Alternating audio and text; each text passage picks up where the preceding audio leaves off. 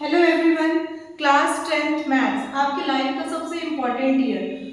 CBSE class 10th maths के आज हम लोग जितना चैप्टर्स है उसको डिस्कस करेंगे।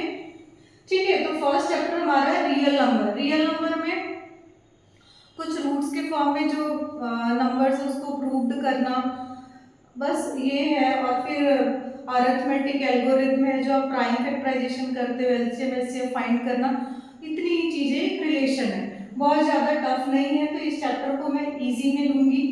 इजी में लूंगी इन द सेंस मतलब कि जितने चैप्टर्स में किसमें हमको ज्यादा मेहनत करनी है, कोई थोड़ा कम मेहनत से हो सकता है, तो उसको आज हम डिस्कस करेंगे।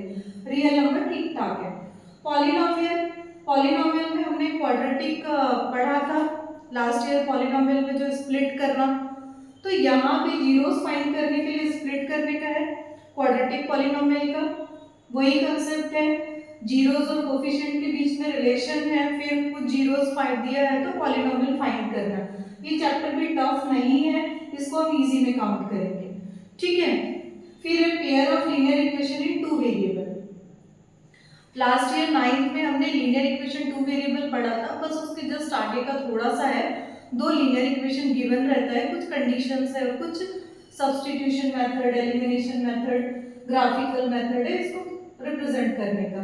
तो ये भी ठीक ठाक है, लेकिन इसको मैं इंपॉर्टेंट इसलिए मार्क करी हूँ क्योंकि इसका कभी बोल देता सब्स्टिट्यूशन मेथड से सॉल्व करो by using substitution method, elimination method, और 3-4 मार्क में आता है क्वेश्चन, तो इसको मैं स्टार मार्क कर रही हूँ। थोड़ा सा ये दोनों के कंपेयर में ठीक ठाक है।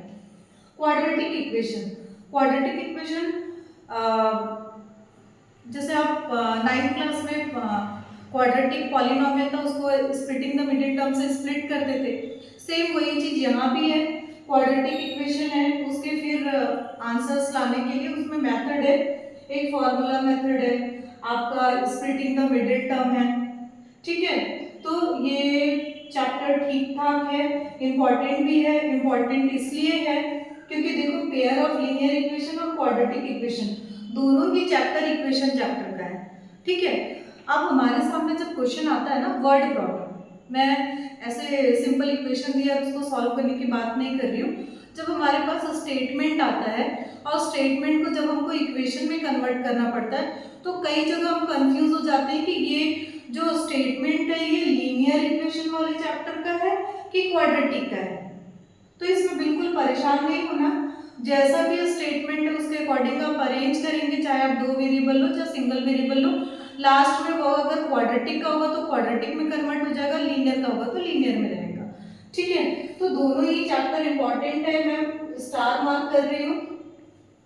अरिथमेटिक, अरिथमेटिक प्रोग्रेशन, ये आपके लिए एकदम नया कंसेप्ट है। यहाँ के चैप्टर से तो थोड़ा सा फैमिलियर थे लास्ट क्लास में, एपी आपने नहीं पढ़ा है, एकदम नया चैप्टर है। कंसेप्ट इसमें दो है, लेकिन क्वेश्चन इतने ट्विस्ट करके पूछता है, या तो ऐसे क्वेश्चन आ जाते हैं बच्चे एकदम परेशान हो जाते हैं कि मैम एपी का क्वेश्चन था, बन नहीं रहा था, बन नहीं रहा था।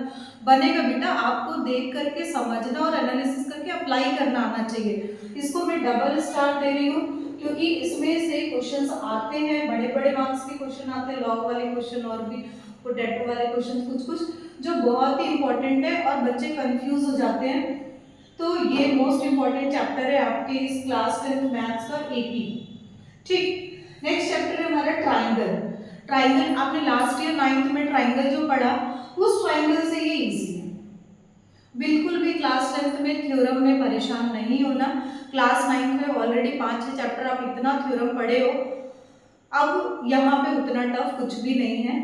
एरिया ऑफ ट्राइंगल का एक फॉर्मूला है, कुछ थ्योरम्स है एक दो, बस उससे ज़्यादा बहुत ज़्यादा नहीं है। लेकिन आपको देख के समझना आना चाहिए कि कंसेप्ट जो भी चीज़ें हम पढ़े उसको कहाँ पे अप्लाई करो, कैसे प्रूफ होगा। तो ये इंपॉर्टेंट चैप्टर है, इससे आता है क्वेश्चन।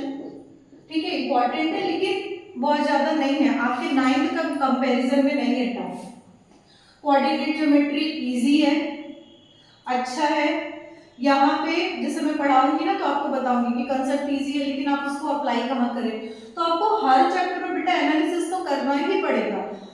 इंट्रोडक्शन टू ट्रिग्नो और एप्लीकेशन ऑफ ट्रिग्नो, ये मोस्ट इंपॉर्टेंट चैप्टर है, मोस्ट इंपॉर्टेंट चैप्टर, क्योंकि ट्रिग्नोमेट्री का बेसिक तो बहुत मजा आता है, लेकिन जहाँ आइडेंटिटीज आती है वहां तो हालत खराब हो जाती है। तो आइडेंटिटीज भी बन जाता है, लेकिन हमको समझना है कि कहाँ से कैसा रास्ता निकल रहा है, पहले रफ एनालिसिस। ठीक है, बहुत ही मजेदार चैप्टर है, ट्रिग्नो तो मेरा फेवरेट है। तो ये ट्रिग्नो और एप्लीकेशन ऑफ ट्रिग्नो बहुत ही अच्छा चैप्टर है और ये इंपॉर्टेंट भी है। ठीक है, फिर सर्कल, ठीक है, ट्राइंगल जैसे थ्योरम था वैसे ही सर्कल है, इसमें क्वेश्चन बन जाते हैं, 1-2 एक्सरसाइज ही है और बहुत ज़्यादा टफ नहीं है, लेकिन इंपॉर्टेंट तो है क्योंकि इससे क्वेश्चन आते हैं बड़े। एरिया रिलेटेड टू सर्कल और सरफेस एरिया वॉल्यूम, ये दोनों आपका सरफेस एरिया वॉल्यूम में इंक्लूड हो जाएगा मेंसुरेशन में। और अगर आपने 9th क्लास में सरफेस एरिया वॉल्यूम अच्छे से पढ़ा है तो 10th का सरफेस एरिया वॉल्यूम में आप परेशान नहीं होंगे। बस कहाँ पे ट्विस्ट आता है कि जैसे एक सॉलिड है उसके ऊपर दूसरा सॉलिड सबमर्ज कर दिए, मतलब उसके ऊपर रख दिए, अब जो पूरा दिख रहा है सॉलिड हमको उसका सरफेस एरिया फाइंड करना है या तो हमको उसका वॉल्यूम फाइंड करना है। या तो एक सॉलिड है उसमें कुछ कट आउट कर दी, कुछ कट निकाल दी किसी शेप को, अब कट होने के बाद जो रिमेनिंग पार्ट है उसका सरफेस एरिया क्या होगा, उसका वॉल्यूम क्या होगा, यही बस है। 9th क्लास में आपने सारे फॉर्मूले अच्छे से किए हैं, चैप्टर अच्छे से पढ़े हो, तो यहाँ पे आपको दिक्कत नहीं आएगी। कैलकुलेशन तो है, कैलकुलेशन तो करना पड़ेगा, थोड़ा शॉर्टकट तरीके से जैसे मैं बताऊंगी वैसे करना, तो ये भी इजी हो जाएगा। ठीक है, स्टैटिस्टिक्स बहुत ही इंपॉर्टेंट है, इंपॉर्टेंट इसलिए बोल रही हूँ क्योंकि 9th क्लास में तो आपने उतना पढ़ा नहीं था इस चैप्टर में, अभी भी मीन मॉड मीडियन ही है, लेकिन जो क्वेश्चन में वैल्यूज है, नंबर्स है, वो बहुत बड़े बड़े हो गए और फॉर्मूला बेस्ड है, तो थोड़ा ध्यान से समझना और लेंथी कैलकुलेशन है और ये इंपॉर्टेंट चैप्टर है। प्रोबेबिलिटी कुछ भी नहीं है, क्लास 8th में जो आपने पढ़ा था प्रोबेबिलिटी का कंसेप्ट वही है।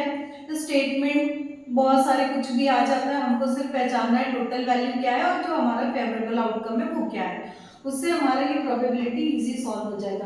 तो प्रोबेबिलिटी को मैं इजी ले रही हूँ। एरिया रिलेटेड टू सर्कल और सरफेस एरिया वॉल्यूम ठीक है, अच्छे चैप्टर है, ठीक ठाक है?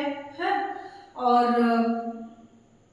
ये कैलकुलेशन तो है, और सबसे जो मेन हम लोग को पढ़ना है एपी जो आपके लिए नया था, एकदम नया, ट्रिग्नो और एप्लीकेशन ऑफ ट्रिग्नो जो एकदम नया है, बाकी तो कुछ चीजों से आप फैमिलियर हो। ठीक है, तो ये आपकी क्लास 10th मैथ्स का जो चैप्टर्स है उसको हमने एक रफ डिस्कस कर लिया। नेक्स्ट क्लास में हम क्या करेंगे, रियल नंबर को स्टार्टिंग से पढ़ेंगे कि रियल नंबर में क्लास 10th में क्या क्या कंटेंट है, कैसे करना है, कैसे सॉल्व करना है। प्रॉब्लम कहाँ पे आती है पता बेटा, आप लोग ना चीजों को समझते तो हो, ऐसा नहीं कि समझते नहीं हो, लिख नहीं पाते, और जहाँ पे थ्योरी स्टेटमेंट लिखना पड़ता है वहां पे अगर प्रॉपर आप लिखोगे नहीं तो मार्क्स कट जाएंगे। ठीक, तो और अभी ऐसा हो गया ना कि एग्जाम सीबीएसई का पैटर्न बहुत चेंज हो गया, कॉम्पिटेंसी बेस्ड क्वेश्चन आ गया, इसका मतलब ये क्वेश्चन तो आपको आता है लेकिन वो इतना ट्विस्ट करके देगा कि आपको रीड करके ध्यान से पढ़ना है, समझना है, एनालिसिस करना, उसके बाद सॉल्व करना है। तो बिल्कुल भी रटने वाला सिस्टम छोड़ दो, और जो मैथ्स का जैसे बोलते हो ना कि ऐसा है तो ऐसे करना, ऐसे करना, ऐसा नहीं। आप कंसेप्ट को पढ़ो, आपके सामने कुछ भी आएगा आप उसमें एनालिसिस करना सीखो, ढूंढना सीखो। ऐसा नहीं कि क्वेश्चन नहीं बन रहा तो फट से आप रेफरेंस बुक निकाले और सोल्यूशन को देख लिया और सॉल्व कर लिया, बिल्कुल भी नहीं करना। बिल्कुल अपना जब क्वेश्चंस रखते हो तो उसको ध्यान से समझो, बार बार उसको ट्राई करो, थोड़ा मेंटल स्ट्रेस दो, थोड़ा उससे जा करके आप कैपेबल हो जाओगे कि चीज़ों को समझने लग जाओगे। और दूसरी चीज़ है लिखने का पैटर्न, वो प्रॉपर स्टेप बाय स्टेप होना चाहिए, जहाँ रीजन देना है वहाँ, जहाँ इम्प्लाइज लगाना उधर, सारी चीजें प्रॉपर करोगे तभी जाके मार्क्स मिलेगा। ठीक है, तो ये वीडियो मैंने इसीलिए बनाया ताकि आज ये डिस्कस कर ले, और नेक्स्ट क्लास में जब हम रियल नंबर पढ़ेंगे तो मैं बिल्कुल स्टार्टिंग जैसे बच्चों जैसे बताऊंगी कि आपको प्रॉपर लिखना कैसे। अगर आप ओन वर्ड्स में लिख सकते हो तो अच्छी बात है, अगर आप नहीं समझ पा रहे हो कि मैम हमको नहीं समझ में आता चीजें, हम समझ तो जाते लिख नहीं पा रहे, तो एक स्ट्रक्चर में पूरा बता दूंगी, आप उसको फॉलो करो और उसको बार बार प्रैक्टिस करो, तो आप एग्जाम में भी कंफ्यूज नहीं होगे, कहीं ना कहीं आप अच्छे से कर लोगे और आपके मार्क्स भी अच्छे आ जाएंगे। ठीक है, आज के लिए इतना ही, नेक्स्ट वीडियो में मिलते हैं।